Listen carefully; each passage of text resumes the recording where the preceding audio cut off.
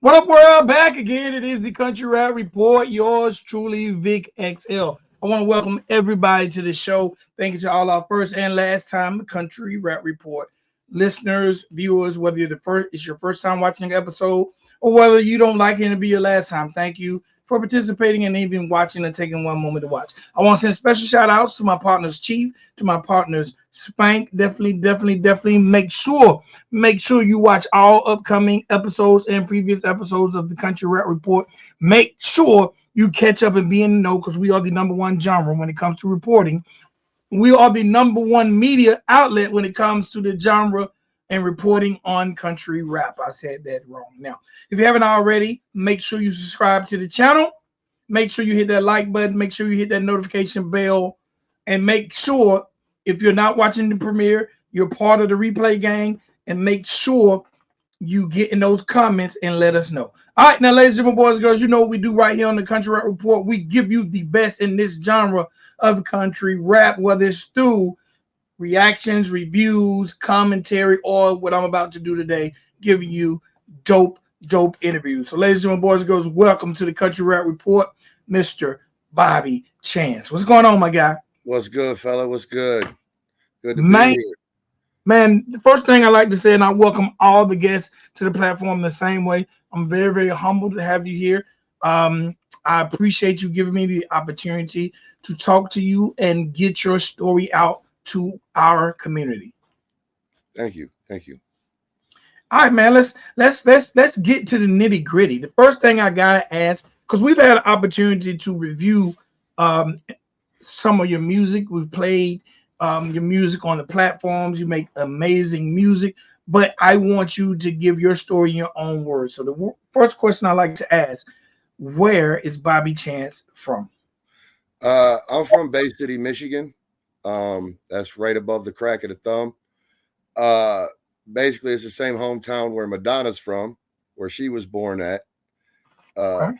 She don't mess with us much. You know what I mean? We're a small we're a small town, smaller than where Jason Aldean's from. Like, we got less than 30,000 people. She don't mess with us. But, you know, congratulations to her. She's a billionaire, so more power to her, I guess. Definitely. All right. Speaking of Madonna, how well is she received or talked about in the communities? Like, do they represent Madonna? Are they glad that Madonna is from there? It How does that really work? depends on who you talk to, bro. You know, some people are all for it. There's not a whole lot of pop music fans. You know what I'm saying? It's, you know, people around here, they like country, they like rock, and they like rap. Personally, I'm proud as hell of it. You know what I mean? I think it's cool. The fact that somebody came out of this little town and went so far and did so many things and had so many great accomplishments, you know, I think it's great. Okay, all right. Was she any form of inspiration to you? Absolutely. It's crazy because I remember when I was a little boy, you know, I don't know, maybe I was 10 or 9 or 10 or something, and she had that one music video and she had the little boy in the video. I used to imagine that shit was me. I mean, I'm not gonna lie. No So doubt. I've always wanted to do something with music ever since I was a little kid. You know, I've always been exposed to the Michigan greats, Bob Seger, Ted Nugent, Alice Cooper. You know what I'm saying? Then later on, Kid Rock, definitely Eminem, Royce the 5'9". I mean, there's some heavy hitters that come out of this state, man. Okay. What was the household like for Bobby Chance? What was your upbringing like? Uh, uh, I'd have to say it was nomadic, especially in the beginning. You know, moved around a lot, especially as a youngster, always changing schools. Probably once I got to about fourth grade, I was in one location out in where was it? Columbia, Maryland, and it was the first time I was exposed to like a suburban type life, and also exposed to where there was a greater population of black folks too.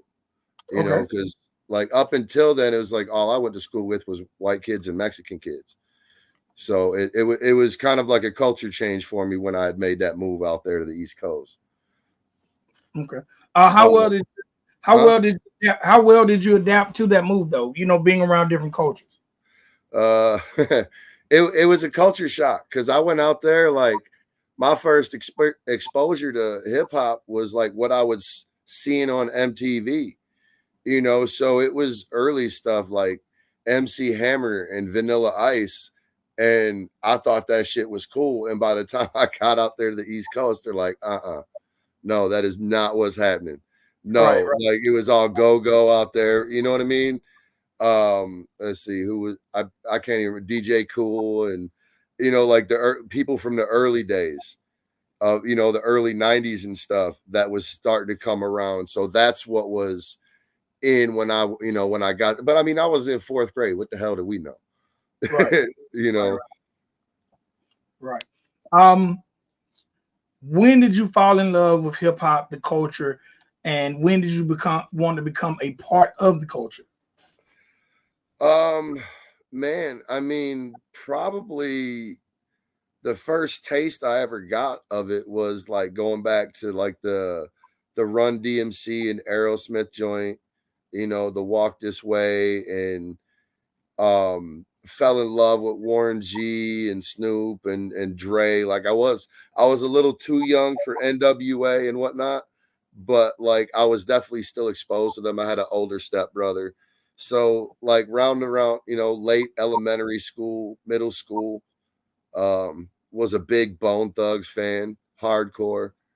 Was fortunate enough I got to meet them boys this summer. It was great. Well, I got to meet Busy Bone in the summer, and then I got to meet Lazy, Wish, and Flesh on my birthday. Okay, that's And dope. What was the meeting like, especially growing up as fans of theirs? well, I came correct. So like I didn't approach them as an artist. I approached them as like a super fan. So I gave them each an ounce of weed. Okay, all right, all right. You know what I mean? Like I'm like, hey, I'm just grateful for the music that you guys have provided for the past 30 years. Like undeniably, like it was like I've been a fan. Even when they say you guys fell off, I didn't give a damn. Like I was still buying like the L Burner albums, and you know what I'm saying. When they all so quote unquote split up, like I was still buying this shit. Like I loved it. Okay, all right. How did they take the weed? Oh, of course. Of course. Matter of I don't know if Lazy ever got his though, because when I got there and gave him the weed, it was only Wish in the dressing room. You know what I mean? He might have held it. He might have held it for him. I'm gonna keep this. Okay. At what point, being a fan of Bone and being where you were from, at what point did you decide you wanted to transition from fan to artist? um, Probably when I was 17. Uh, I dropped out of high school, went and got my GED right away, and at that exact time, like Eminem wasn't even out yet, so this would have been like '98, and I just wanted to rap. Didn't know the first damn thing about it. Um, but I just kept trying to string together lines and this and that, and wound up joining the Navy. Was in the Navy for a few years, and then got out. And by that time, I had had some experience. I was doing a freestyle contest down in Jacksonville, Florida, where I was stationed. Okay. And I don't. You ever heard of DJ Q45? Absolutely. He used to be on Rap City. Yeah. He was the DJ there. Like that's like going back that far before he had even got a break and whatnot.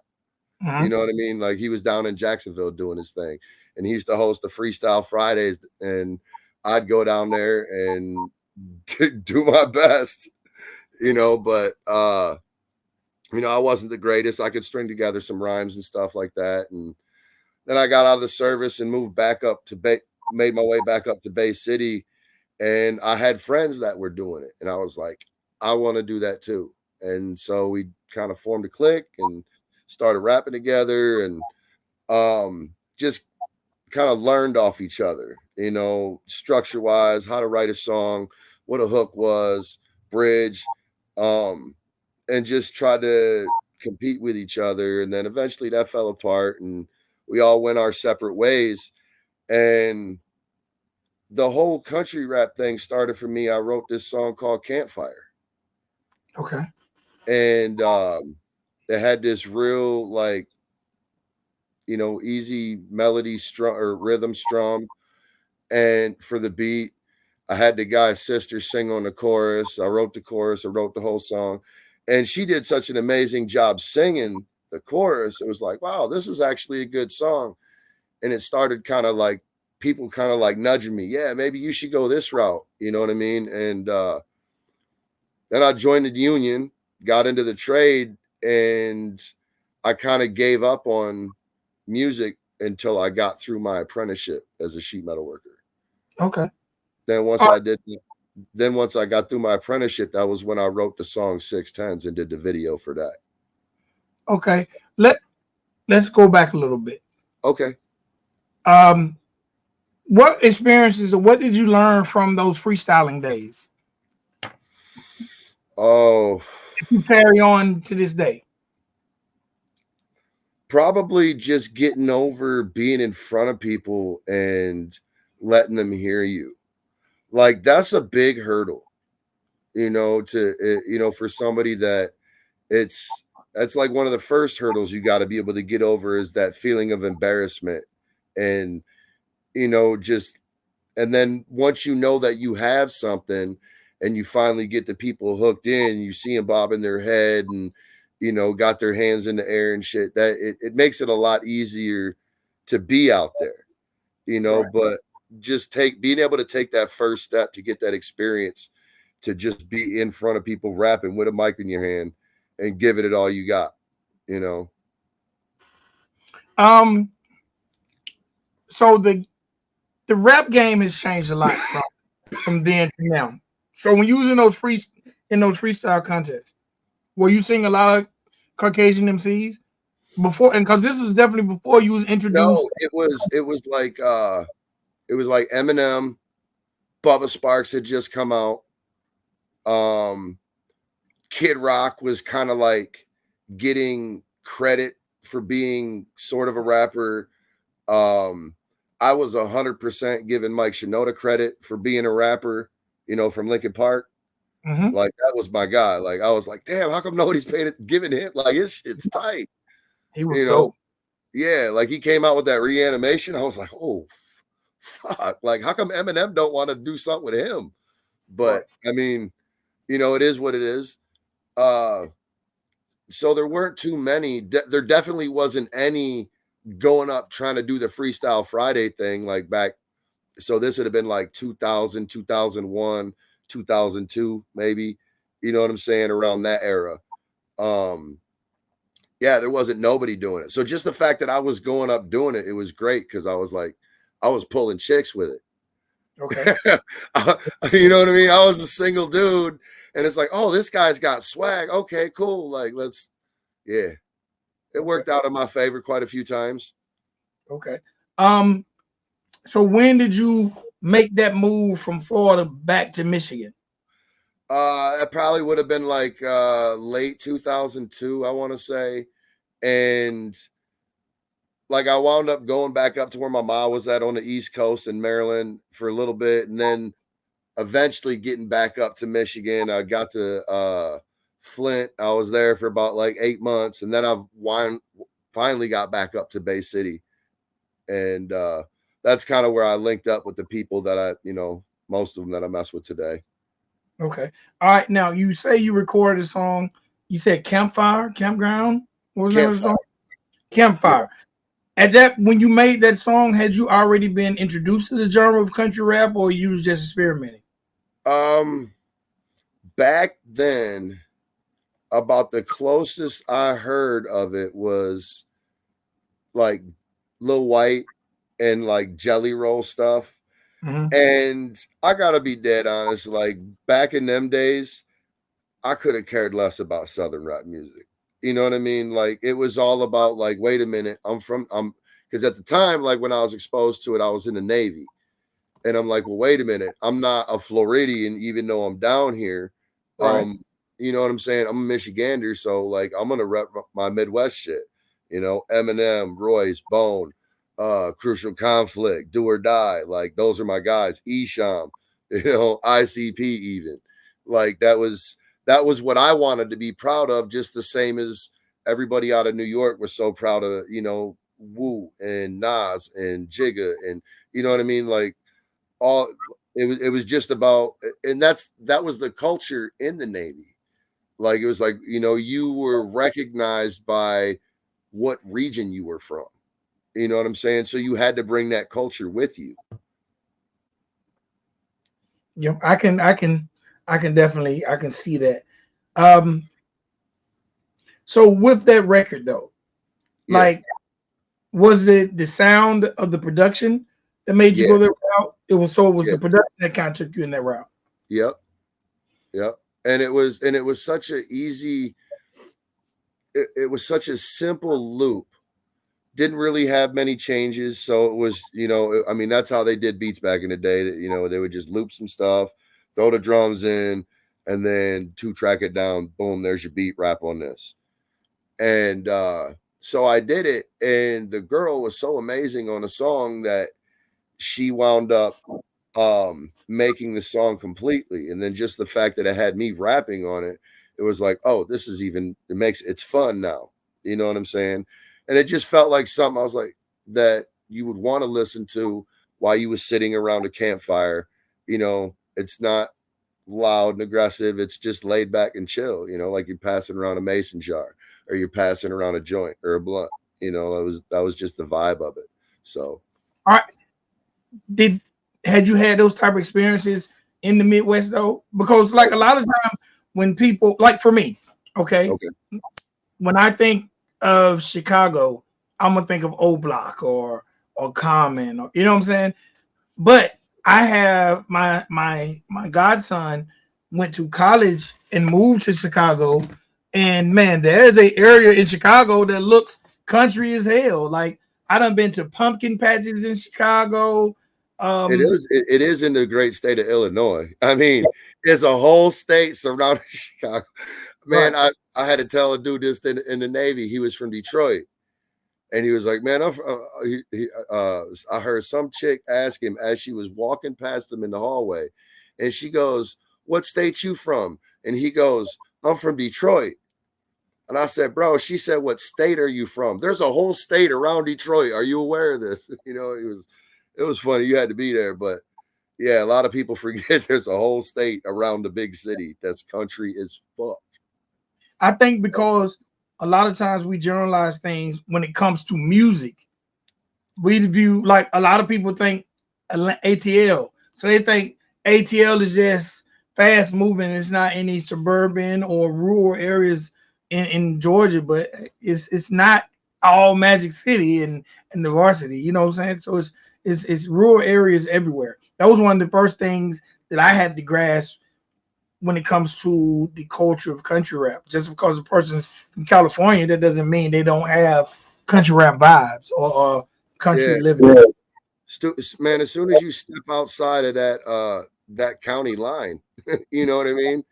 Like that's when it breaks. Like here in Michigan, we have one, two, three, four big cities: Lansing, Grand Rapids, Flint, and Detroit. And then everything else is way smaller. And especially once you get north of Flint, it's all rural except for Saginaw. I don't know if Right. you ever heard of Saginaw. Second on Michigan. Yeah. It's rowdy there. Matter of fact, that's why I was late because I had to drive out to Saginaw, pick up my homeboy whose car battery died, so and bring him back. But so once you get north of Saginaw, next biggest thing that's Bay City, right here in the crack of the thumb. So it's and everything north of that is sticks, Oh, and it's like that every state. Ohio's like that outside of the big four: Cleveland, Cincinnati, Columbus, and Dayton. You know, everywhere. So there's a whole lot of range to cover with country rap. so Once you create this record and once you decide to become serious as an artist, did you stick to that formula or was your music ever based and centered around the Midwest sound?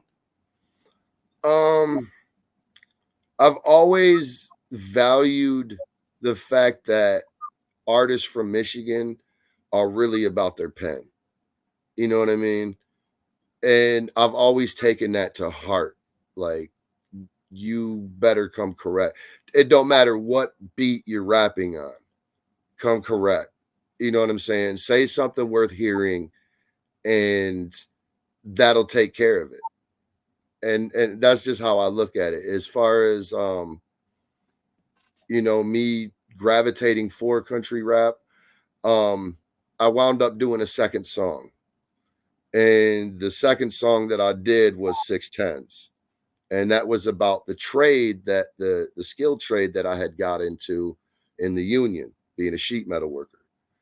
And so I wrote this song when I turned out, for the purpose of it being a masterpiece, because that's where the phrase comes from: apprentice and master.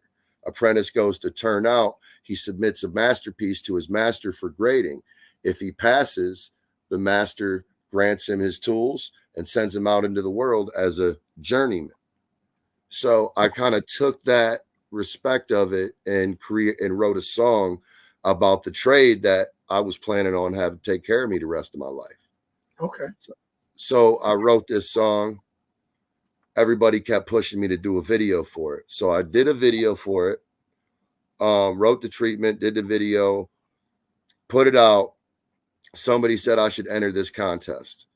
Won the video contest, and it was a free recording. It was $5,000 in a free recording session at the AMF Studio 47. So that's it's a union recording music studio. The American Federation Musicians, to be exact. Okay.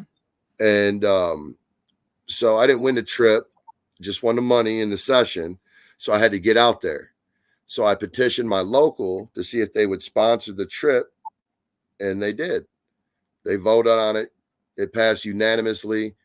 So they flew me and my producer at the time out to LA, put us up in an Airbnb, gave us rented us a car, and gave us $800 each per diem to my local, my union, like Okay. go union. All right. So how long were you out there? We was out there 4 days. I recorded a second song. That song was more metal based, still rap, but more metal based. And that one was called Hours to Strike. And that one's kind of it's like pro labor, but from a non-union perspective, trying to convince the non-union that maybe we should form a union if we want better shit. So I wrote a 2-part song. I was like, if I'm going out there, I'm recording 2 songs. So I made it just one epic long story and put it out. And it's a metal song. So I don't know, whatever you're into. I like to jump all over the place. All right. But So go ahead. I've noticed in your music that you call yourself a blue collar rapper. Yeah. And And go ahead. as I'm listening to your story, your records center around your profession. They sorta. Okay. I mean, 6 tens and Hours to Strike, most definitely. Um, and the reason I say a blue collar rapper is because I want to more or less identify with that 9 to 5 guy. You know, the guy that's punching the clock, whether he's a construction worker, or he's hauling trash, or he's driving a pickup, or he's driving a semi truck. You know what I mean? That's who I want to appeal to. And there's a hell of a lot more people out there like that aren't necessarily living out in the sticks, in the boondocks, Yeah. and out on some dirt road. Some people they got neighbors that are 20, their houses are 20 feet apart. You know what I mean? But so that's why I say blue collar, because I want to appeal to everybody. Yeah, it's gonna have a twangy country style to it. It's catchy, and I don't know, maybe I'm what do you call that? I don't know. Maybe I'm stealing from country in that aspect because of who I'm trying to appeal to. Country music's a lot easier on the palate, I think, generally speaking, than what traditional hip hop would be. In a, I guess, in a professional sense. You know what I'm saying? Like, where's the money at?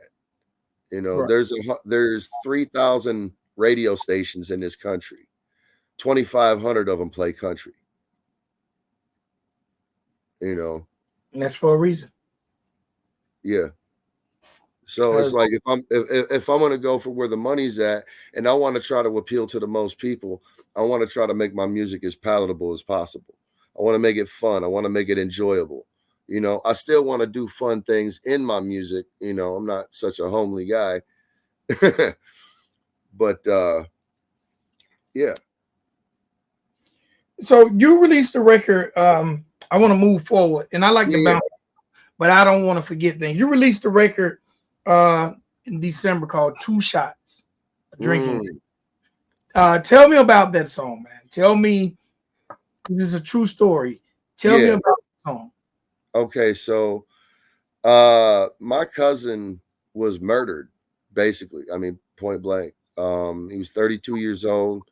He was an electrician, had just topped out, had a foreman spot, working second shift. His career was laid out for him. He had a wife and two kids. Things weren't necessarily going too well with the wife, parenting differences and whatnot. And he decided he wanted to file for divorce. So I guess he signs the papers. His sister's an attorney. He signs the papers, sends them. I don't even know if she had got them or even if she had knew that he had did that. And he decides he's going to go out one night. It's like 2 days after Christmas. He had like just turned 32. Went out to the bar, see what he could get into. A couple of girls marked him, and yeah, so they wound up luring him into their car. They drove him to a seedy after hours spot. You know what I'm talking about, where they just hang out and do shit where they ain't drinking no more. Yeah. Um, get there, then I guess two guys get into the car. I still don't know the whole of the details yet because it's still an ongoing case. And but apparently these guys lured him in or got into the car with him. They went driving. They got him out of the car, held him at gunpoint to rob him. Uh, I guess a detail that my cousin told me, his sister, was that he must have fought back because one of the bullet wounds was as if he was standing up and somebody was laying down. So he must have socked the dude, knocked him down, and the guy fired. Yeah. There was 12 bullet holes in him. Wow. The body was so bloody that they didn't even take anything off of his person. They just left him. Nobody knew who did it for a good 4 years. Then, and what I'm telling you are details that aren't in the song that came to light well after it, because I wrote the song like 3 years after it happened. And this is like 4 or 5 years after the event. But there was a girl that at the time, so the two girls that marked him, one of them had a roommate. The night after it happened, she went home, confessed everything to her roommate. That roommate kept it quiet for years and years. Then one day, the roommate's brother is murdered. And my cousin, Cassie, my cousin JR's younger sister, who's the attorney, she kept sharing the story, never gave up, just put it out on Facebook, did Facebook ads. Anybody know anything? Please come forward, call TBI, da da da da da. Well, this roommate's brother gets murdered. They knew who did it. And after about 3 months of still seeing, and this is years after my cousin's murder, after about three, still seeing the notifications in the post about if you know anything, come forward, it started weighing on her conscience. So Oh, she finally came forward and basically was like, hey, this person told me this happened. She said this person, and this person were also involved. And she went to the TBI. They investigated, checked out. Come to find out, when they went to go look for look for the 4 individuals, 3 of them were already in police custody. One of them, the ringleader, awaiting trial on a double murder he committed after killing my cousin. whoa. That's Yes. crazy. Yeah. Sad, crazy. Yep. And We left this was based kind of, they marked him out that night. So it wasn't like they didn't sit on him a while or Nope. anything. It was just out looking for a target. They was just looking for a target, somebody they were going to get random. They were going to pop them, and that was going to be it. There wasn't going to be any connection, so they would never find out who did it. That was the plan. There was speculation that it was a gang initiation, but there's probably little to zero chance of ever being able to prove that. That's crazy. Yeah, it's wild. That situation inspired you to write the record. How was the record received for you? When I first released it and put it out, it was on my buddy Randy's YouTube channel, and it was just like an MP3, wasn't mastered. The quality of it was horrible. And then once I got an opportunity to get it remade, get the beat remade and have it stemmed out and do proper production with it, I re-released it. But it was basically, I don't know, I didn't really care. Like it was for my family, it was for my cousin Cassie, for my cousin Travis. Like, that was their brother that they lost. Right. And I wanted them to know that I was hurting just as much as they were, because like to this day, I have a hard time going to Tennessee just because I know it's no longer there anymore. Like it's hard being down there. Like he was my first friend. That's how it goes. You know what I mean? When your cousins, your first cousins, that's the first friend you ever make right there. Same with me. Same with me. Yep. Same with me. Let's talk about your career up until this point. I just wanted to jump to that record because I did not want to not ask about it. Okay. Since 2017, you've really focused on singles. Is there a particular reason? Yeah, money. I mean, I'm just gonna be real. Like, I'm not rich. You know what I mean? I don't have a deal. I'm the only one funding this. So, I make good money doing what I'm doing, and other than what I need to take care of myself and take care of my children, I put what I have into my music. And I was just fortunate this past year and the year before that made enough to be able to, self-invest. So that's pretty much what I've been focusing on.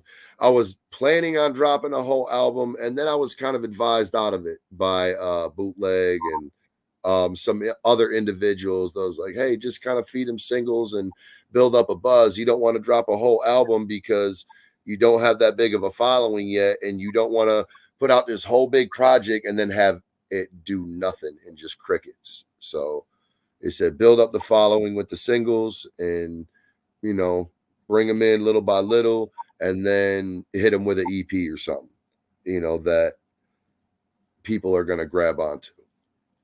Well, I do not disagree because I feel like building that following comes from the singles. because if you don't have a following, what's the chance of a person listening to five bodies of work from you? You know, five compositions. You Right. know, even if you do, I'm a firm believer. Even if you do five songs, release them 1 month after each other. Put a couple months in between them until you have the fan base where you want. So, I don't think that's bad advice at all. At Yeah. this at this point in your career, how well do you feel? Well, how hard do you think it is to build a fan base as an independent artist? Oh man, I feel like it's impossible. Just because I've been spending so much time between getting my production on track with my songs and the rest of the time at work doing the work thing, and then the other thing you got to do is sleep. So I haven't had time to put myself out there in front of people and Right. actually perform. And I think that is a bigger help in gaining a fan base than on social media than just casting your, you know, your lure out there with, you know, boosted posts and, you know what I mean? Like to put yourself in front of people to let them know that, hey, you're an actual person that does this. Mm-hmm. All right. You mentioned Bootleg, and you had a record that we reviewed in 2021 called Michigan Me. Yeah. Uh, let's talk about, first of all, what was it like working with a legend like Bootleg? How did they come about? And how did y'all mesh those styles? Uh, so actually, the way that came about was I got recommended to perform at a barn party Okay. and basically open up for Bootleg. That they had booked him to do this barn party up in like Pinconning, Michigan. Okay. And I got recommended for it. Shout out to Ken Shelton of Ken Shelton Promotions. Yeah, Ken Shelton Promotions. And yeah, he you know booked me, helped me get booked for that show. And so it was during that show that you know he saw me perform, he saw my material, he saw what kind of music I was working with, and he was like, "You're good," you know, and like let's keep in touch. So that's what we did. We just, you know, kept in touch. Hey, how's it going? You know, a little about, you know, Merry Christmas, you know, short and sweet, just to know we were both alive. And then one day I had a friend of mine and my roommate come to me and say, "Hey, you know Bootleg, you need to hit him up and see how much for a feature." So I'm like, okay, I will. So I hit him up, shot me the number. I told them, they split it. You know, they believed in it.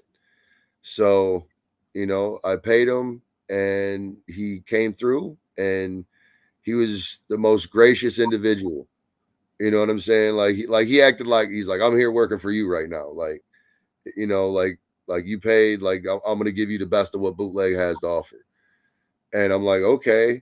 And I had sent him a beat, and it was the song I'm getting ready to come out with now. The matching And he song. was like, this song is fire. And and then when we got to the studio, he's like, you sure you want me to rap on this? I was like, well, why not? He's like, I don't smoke weed no more. I'm like, oh. I'm like, well, I was like, I got this other song that I'm writing about Michigan that I got two verses done, but I'm kind of like running into a brick wall on the third one. I was like, do you want to take a stab at it? And he was like, yeah. So I put the beat on and he fell in love with it. He was like, I'm like, dude, if you do this, it's gonna be legendary because you know, like this is way outside your ballpark. Yeah. But you know, if you did, it's gonna bring that street credibility, authenticity to the song. You know what I'm saying? And not just have it be some hokey tune, you know. And yeah, he did his thing, you know, absolutely 100%. He did his thing. Came out for the video shoot, was super gracious with that. Got to introduce him to my dad. I mean, it was cool. Okay. What was it like though? Because I'm sure you grew up listening to his music. Oh Was he yeah. like was he like what you expected? Uh no. I mean, you don't. I mean, here's the thing. Like, so back then, I wasn't even quite sure, um, like who was who on the record. Okay. You know what I'm saying? So I wouldn't have had no clue. I just know that whenever one of their songs came on, that motherfucker was cranking. Like, like anybody that had a system had Dayton Family Records in Michigan. Like that's just how it went because you were authentic bumping Dayton Family. Right. Bootleg and shoestring. Mm-hmm. Legends, legends. So let's talk about what you got coming up. Okay. And the record is called it's Match Me, correct? Match with me. Match with Me. First of all, I love the record. I had the opportunity to play it on the duel. Let's talk about Match with Me, the process, who produced it, how did it come about, and where you're at with it as of now. Okay, so it was produced by the beat was Charles Conley, a fellow that I've been working with for years and years. He recorded a lot of my earlier stuff, and with that, it was like I told him I was like, look, I got these couple of verses that I wrote for a mixtape song that I always wanted to do with the I Got Five on it beat, with the Loonies. Mm-hmm. So I'd always wanted to do a mixtape version of that song. Had a couple of verses. I was like, I need a beat. If I'm going to do a fresh song with these verses, I'm going to need a beat that's similar to that in vibe, but completely different. The same, but different. You know how that goes. Yeah. And so that's what he came up with, that real like Afro pop, mellow style. And I was like, yeah, this is it, dude. Like this is a riding song. Like this is a chill smoke song. So came up with the hook. Um, Wound up getting a dude by the name of Cookie Vanna, Michael Rencher. He's real big in the Michigan cannabis culture, in the Saginaw area, in the Lansing area, and whatnot. He's like a big influencer, but he can sing too. A lot of people don't know it. So I put him on the hook. Boom. So then I needed somebody to hit the middle verse. Shopped around for a while, and then I realized I was like, well, shoot, the only dude that's actually out there making noise and smokes weed anymore is Mike Spitz out of Saginaw. So hit him up, like, what's up, bro? You want to jump on this? You heard it? Yep. So good to go. That's how it came to be. Oh, and shout out to Astray for the studio session time to record it. And Felix the Don. This guy, he's out in Arizona, man. He is a mixing and mastering monster. Like, he just has these mixes that are crazy. I can't wait to show you guys the next two songs I got coming out, also mixed by him. Okay, so once the once you've done the record and you put everything together, are you going like you have a visual coming? What's been the response to it? Like, where are you at with Match with Me right now? Right now, I got a show that I'm planning for on 420. That's when the song release is on 420.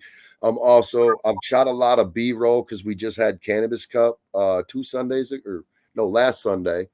We had not Cannabis Cup, damn it, Hash Bash. I'm sure you heard of Hash Bash. Yes. Uh, so we went down there. We got a lot of B-roll down there. And so we're gonna shoot the rest of the video on 420, probably about 10 o'clock in the morning. That's gonna lead into a show for 420, playing music. I got some doobie rolling contest, blunt rolling contest, a best. This is my favorite one. I got a best buds contest. You show up, you pull the prettiest bud out of your bag, you let us take a picture of it, and then I get to pick whichever the prettiest bud is, and then that person's going to win some money. So where is all this taking place? Up in Bay City, Michigan, at Okay. the Fox Den, formerly the Ghost Hall at 120 Washington Avenue. And is all this put together by you or is it in conjunction with someone else? It's put together by me, well, funded by me, and in conjunction with Stoner Chick Inc. They're like they're sponsoring it, they're hosting it, and we're still looking for sponsors for the event itself. To some dispensaries to add to the video, and give us some credibility and stuff. Show us walking out with some bags. Right. So that leads to this. How deep do you dive into the cannabis culture? Uh, Pretty deep. I used to be a little deeper, but I don't. Between music and work, I'm more of a consumer. Um, I'm a maybe not quite a connoisseur, but I'm up there. Okay. Uh, and I have a lot of respect for it. I have a lot of respect for where what the ancestors had to go through as far as being prosecuted for it all these years.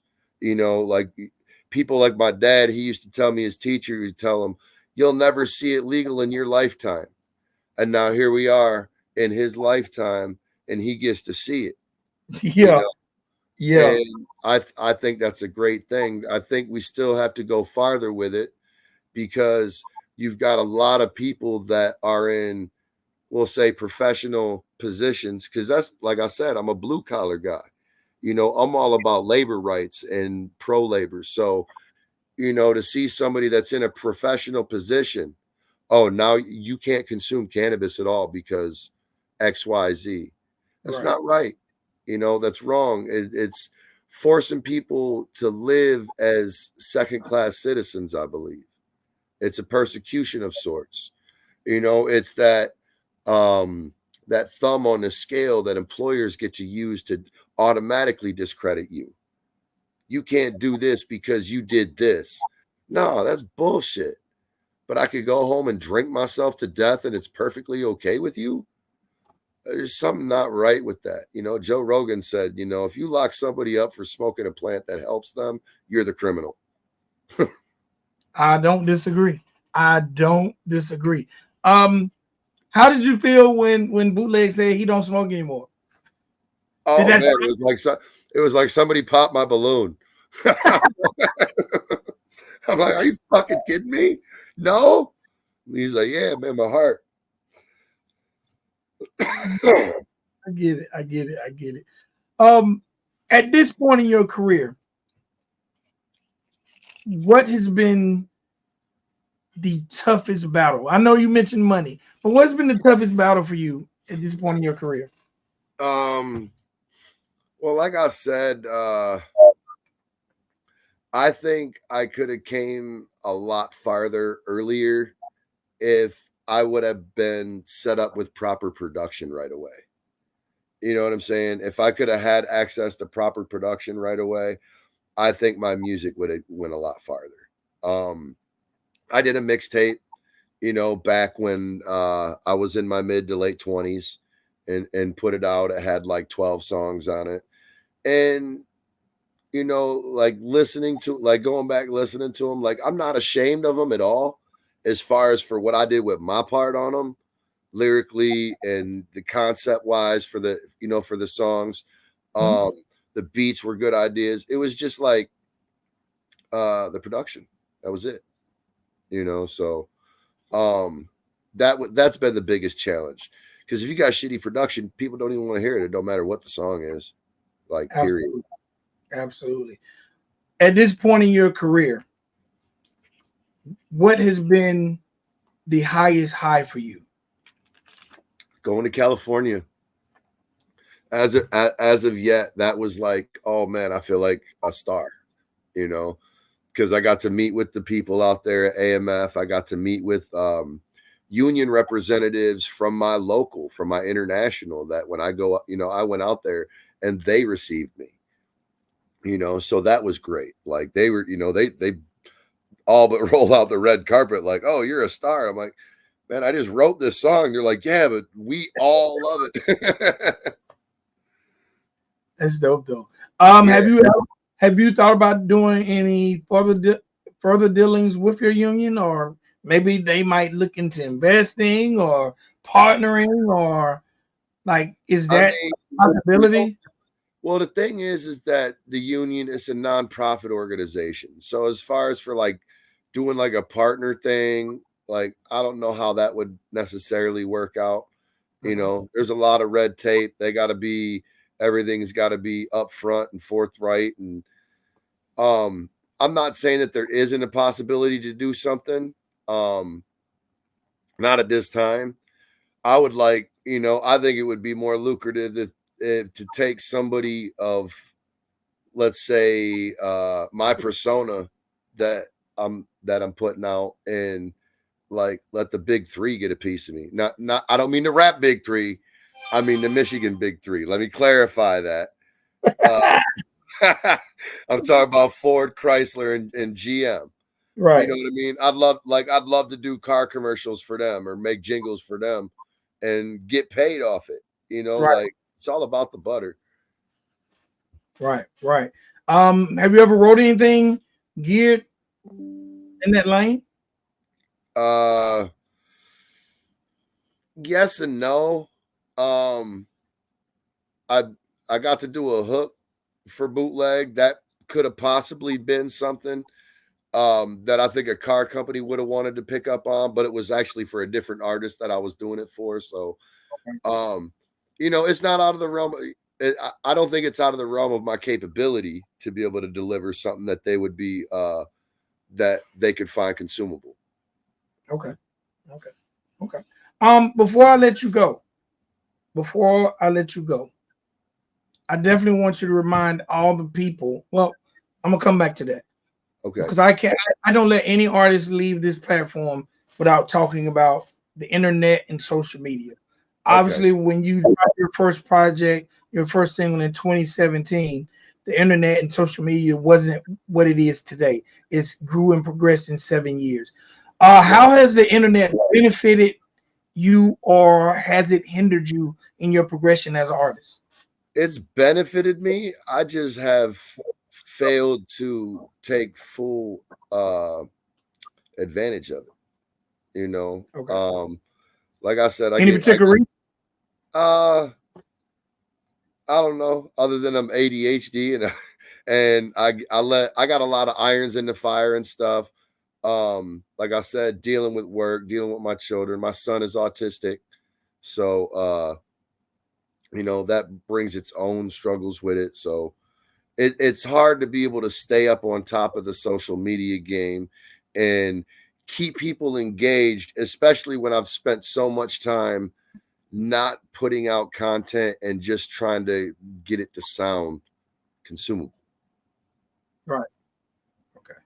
Okay. Okay. But Before yeah, I let you go, it's remind helped. everybody. What's that? No, I I didn't was saying, before I do let you go, Yeah. how can people find you on social media? Oh, okay. Actually right here. If you see this,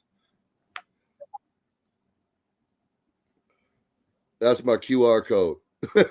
Scan that. And that's got all my social media links on it. Um, my Instagram is Bob_Chance 007. Bobby Chance on Facebook. I got a regular Facebook page. I got a fan page. Uh, go to the fan page. My regular page just for goofing off and whatnot. But yeah, I mean that's my social media. I got the videos for 610s, the one with Bootleg, um, and that's on YouTube. So you can find that on YouTube, Bobby Chance. And yeah, that's pretty much it. Um, the name Bobby Chance. Oh, How'd they come about? uh, that came about with Robert De Niro. Honestly, it's kind of weird, but like I seen him get introduced on a on a talk show, and whoever called him out, they announced him as Bobby D, and I was like, huh, Bobby C, because my middle name is Chandler. So Now I want to tell people my name Okay. was Chandler because Friends was so goddamn big. I was like, no, leave that alone. We're gonna just cut short the Chance. So Bobby Chance. Okay. Okay. Yeah. Okay. So All right. Now I see before I do let you go, I see you got a legend on the line. I do. I got I got Ira Dorsey, aka Bootleg of the legendary Dayton family. Hey, what's happening, man? Bootleg, what it do? What it Man, do? no play, man. I hear that. I hear that. First and foremost, I'm very humbled to talk to you. I'm a huge fan, huge fan. Okay, we appreciate the love. Man, we were bumping Dayton Family. We were bumping the Bootleg solo joint. Always been favorites here in the ATL. Oh man, hey, much love, man. We appreciate that. What's it like? Can I ask you a quick question? What's it like working with an artist like Bobby Chance? Oh man, when I first came to the studio, man, you know, I was impressed, man, with his work ethic, man, and how many songs he had, and how professionally they were recorded, man, and his songs qualities was so beautiful, man. His hooks was big and amazing, you know, and I kind of underestimated it, you know. I kind of looked at it like I was going to do another feature, man, and it was just business as usual. But after I got in there with him, man, and got to kicking it with him, I saw how serious he was about his business, man, and how serious he was about the music. And he had some incredible songs, man. You know, I even had him, you know, working on producing some stuff for me after I got in there with him, man. I was just incredibly impressed with his work ethic and the integrity he took with his music. I appreciate that. Okay. I appreciate that, bro. What was it like? Because now, at one point in time, we had hip hop, but now you know hip hop has different branches, different offsprings, and we have what is called country rap, or as Bobby likes to call it, blue collar. Did we lose him? No. Blue collar. Okay, blue collar rap. What was it like being someone like yourself who's done traditional gangster music or trap or whatever you like to call your style of music? What was it like collaborating with a different type of sound that will be geared towards a different type of fan base? It was refreshing, man. You know, I mean, for 30 years I've been doing, like you just said, the traditional street music, man, and I love to see the hip hop genre evolve, man. I like to see, you know, new things come about, man, and new artists doing different things and trying new things. That's the only way that we're gonna keep hip hop alive, man, is for it to evolve and to grow and to be accepted to new sounds and new styles, man. You know, so I'm always up for a challenge, man. So when I had the opportunity to get in there with him, it was definitely a challenge, man, to, you know, transition and try something new. But it was well worth it, man, because the quality of the music was great. All right. Last question for you because I appreciate your time. What's next for Bootleg? Right now, man, we're currently working on the Dayton family documentary. We've been on that for the last year or so, but we wanted to make it, you know, so authentic and make sure we didn't miss nobody and make sure it's told properly. So we've been taking our time getting that together, man, and it's coming out dope. And as it relates to music, man, I'm just showing my support for a lot of the local artists and trying to do that. I got ties over at the 300 label, you know, a lot of the guys from Sony Relativity working over at 300. So I've been politicking with them, like kind of like trying to do some A&R work and get some guys some deals and that type of thing. I'm really trying to pass the baton, man, you know, because being great means you got to know when to fall back and change your position and do other things, man. So now I'm trying to evolve in the film and, you know, helping some of the newer artists get their feet planted in the game, you know. Yep. All right. This is my last thing. This is for you and Bobby. How did you guys feel with the Detroit Lions getting so close to the big game? I already got 1,000 bet on them to win the bowl next year. I'll put it that way. If they win a Super Bowl next year, I'm gonna be Michigan's newest millionaire, or however much it pays off. I mean, and then look, and how well did we nail it? We did that song Michigan Me together, and look who the national champions are. That's right. and for me, I mean, you know, they should have got a lot closer than they got. You know, we got stuck up without a gun, you know what I mean? But we gonna take it on the chin. We Michiganders, man, so we strong. That's you know, right. We ain't worried about it. We gonna bounce back. And next year we'll see them again. That's right. Bootleg, it was an honor and pleasure to speak with you, my G. On behalf of the hip hop community and generations upon generations who you've helped raise and influence through your music, man, thank you so much and have a wonderful night. Man, thank you for having me, man. I appreciate it. And Bobby, man, thank you for inviting me and congratulations on everything you're doing, my brother. Hey, thanks, brother. You take care. I will. All right, ladies and gentlemen, boys and girls, legend. If you don't know, especially in the genre of country rap, if you're not familiar with Bootleg, the Dayton family, right now, hit your Googles. Hit your Googles. That's right. And prepare for a listening experience. Don't just hit the Google, listen to the music. Oh, yeah. Get that FBI, that one for sure, bro. Oh. No doubt.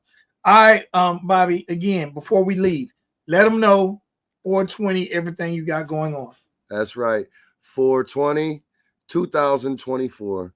It doesn't matter which way you spell it, forwards or backwards, it's the same date. And it matches. So come and match with me on 420 at 120 Washington Avenue. We're at the Fox's Den. We're going to be shooting a video and we're going to be smoking out.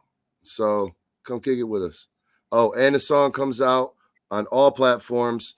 Go and get it. Go check it out. Match with me. Shit's dope. Bobby, it's been an honor and a pleasure. Anytime you want to promote, talk about anything, hit my jack and we'll make it happen. Oh, we're gonna do it next month. I got 3 more songs coming out over the course of the next 4 months. So yeah, we'll be with it.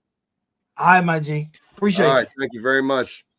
All right. Ladies and gentlemen, boys and girls, that was the incredible Bobby Chance. Make sure you match with him on 420. He's going to be doing it really, really big. The song's going to be on all streaming platforms. And if you have an opportunity, man, make way to hang out with Bobby on 420. Maybe you got the best bud, participate in all the festivities. All right. It's your boy, Big XL Country Rap Report on behalf of Spank, on behalf of Chief. Y'all make sure y'all lock in again. Hit that like button if you haven't already. And, man, check out some Bobby Chance. All right, it's your boy, Big XL Country Rap Report. Till next time, remember, time is the one thing we cannot get back. And if you spent any time hanging out with myself, Bobby Chance, or the legendary Bootleg, we appreciate that. Till next episode, peace. I've been playing in the creek. Muddy water, baptized, blessed, and I'm bringing that heat. Just let me speak. Yeah, we be putting in work and we about to eat. Ready to feast. Know that they tell you 100, that money don't sleep. It's waiting on me. It's waiting on me. I've been playing in the creek.